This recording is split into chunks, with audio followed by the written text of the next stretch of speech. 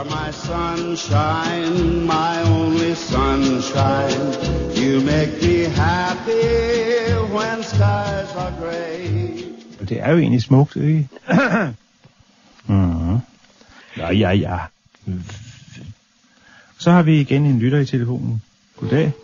Goddag. Og hvem er det? Goddag. Det er Niels Bak fra Hjørring.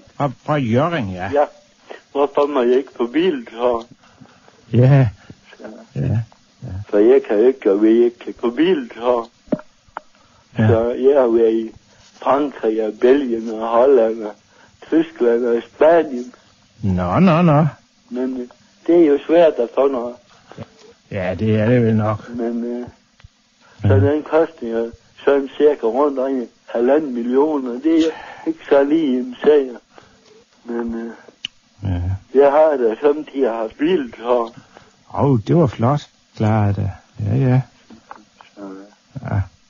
Men det er da godt, at der kommer lidt sådan ind imellem i hvert fald. Ja, det er også godt, for det er jo ikke sådan, du ved, at mange de tænker jo sådan, at komme ud med sådan en stor kølegrum, du ved, der er fuldt af med biltur. Ja. Ja. Det er klart, man kan jo ikke på både i pose og i sæk. Nej. Så, ja. Og så dyrker jeg noget bodybuilding. Nå. Mest styrketræning ved nogle støje mennesker også her i Hjørring. Ja. Og så begyndte de at sparke hinanden i skridte. Mhm. Hvad så mere? Så begyndte de at skændes. Ja. Og så længere hen ved baren, der stod 2 andre fiskere. Så siger sådan københavner, han stod og praler over for sådan københavner. Så siger og så begyndte de at sparke hinanden i skridte. Det er en god ting. Jo, det er.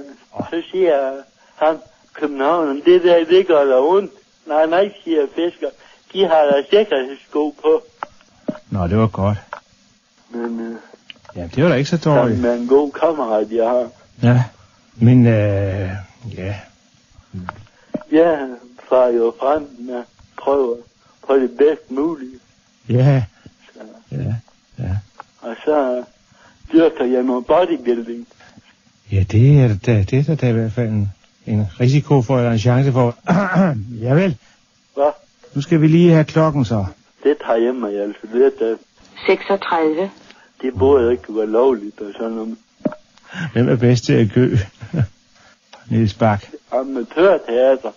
Nå.